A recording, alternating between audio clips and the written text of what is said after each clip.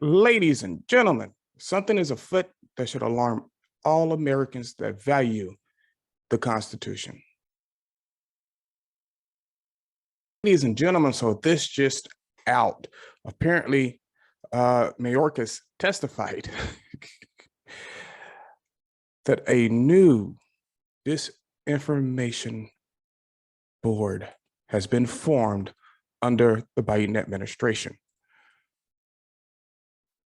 This is Nazism at its best. But of course, the Democrats admit they're socialist. This is disgusting to me. Let's read what Elon Musk has to say on it, shall we? Musk breaks silence on Biden Disinformation Board formation after Twitter buyout. Discomforting, he said. Tesla CEO Elon Musk appeared to react negatively on Twitter in response to the Biden administration's establishment of a Disinformation Governance Board to combat online disinformation just days after Musk's deal to buy Twitter. This comforting the South African billionaire posted on Twitter in response to a tweet from conservative commentator Stephen Crowder, comparing the newly established board to Nazi Germany. Here's Crowder's tweet. The government is creating a misinformation governance board. Who else did something like that? Oh, I remember the Nazis. There's some data showing some interesting things going on post at Elon Musk's Twitter takeover.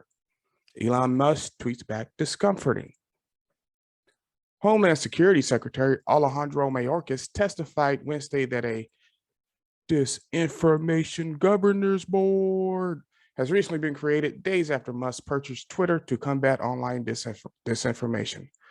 The goal is to bring resources together to address this threat, Mayorkas said, adding that the department is focused on the spread of disinformation in minority communities.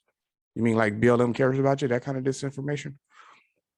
The move received immediate criticism from Republicans, including from Missouri Senator Josh Hawley, who called the board a disgrace and accused the board's executive director, Nina Jankowicz. Check out her, go on Twitter, click on her picture and it'll tell you everything about it, right? Oh my God, this woman is super left, crazy left. Who previously served as a disinformation fellow at the Wilson Center of being a leftist radical. She is a leftist radical, saw it myself. Jankowicz has been slammed for previously seeming to dismiss the legitimacy of Hunter Biden's laptop, which had been independently verified by multiple news sources and once referred to it as a Trump campaign product. Every American should have some concern right now. Because see, now it's not just going to be YouTube or Twitter. Oh, you can't say this, you can't say that. Well, people will eventually make other platforms. So usually nobody, it ticks you off, but usually it's not that big a deal. Now you're going to have the United States government under the control of one inept Joe Biden, controlling what can be said and can't be said on a national level before the next elections.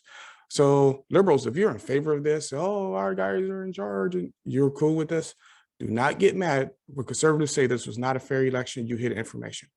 Look at the Hunter Biden laptop. All kind of polls have come out showing that almost 20% of people, a little over somewhere in that 20% range, wouldn't have voted for Joe Biden if they knew about Hunter Biden's laptop. Where does it get suppressed at? CNN, of course, MSNBC.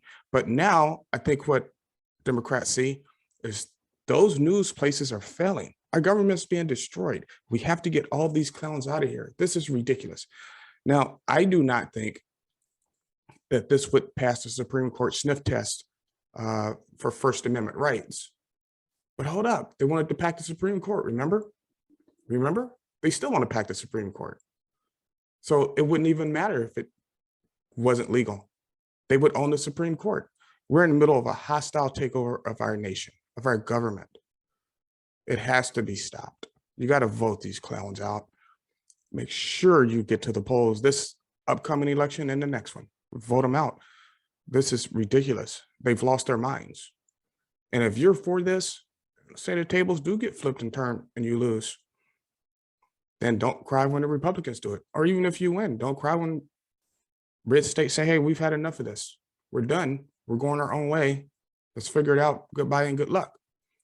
You think your First Amendment rights are written in concrete? No, Joe Biden doesn't think so. I can prove it to you. Let's take a look. But no amendment to the Constitution is absolute. We should all. So if you think you have any rights under the Constitution that these woke people don't agree with, don't think they won't try to strip it from you. You see, they've been attacking the Second Amendment, and they're using that as testing ground to come after your First Amendment rights. You already saw Nancy Pelosi last year was saying Republican speech needs to be censored across social media platforms. And they were actively, her and Biden and Harris, trying to figure out how to suppress those voices. They don't want your voice heard. Well, here's the problem. Not listening to people usually leads to a divorce. You have to be able to communicate. They don't want to communicate, that's fine. It might be getting closer than we think. I hope not, but it's really kind of a scary proposition. But stuff like this is what pushes states away. Alrighty. Thank you, ladies and gentlemen, for watching this episode of the Dan Dawson Show. Do not support this shit. Do not support them coming after your constitutional rights. They hate the Constitution.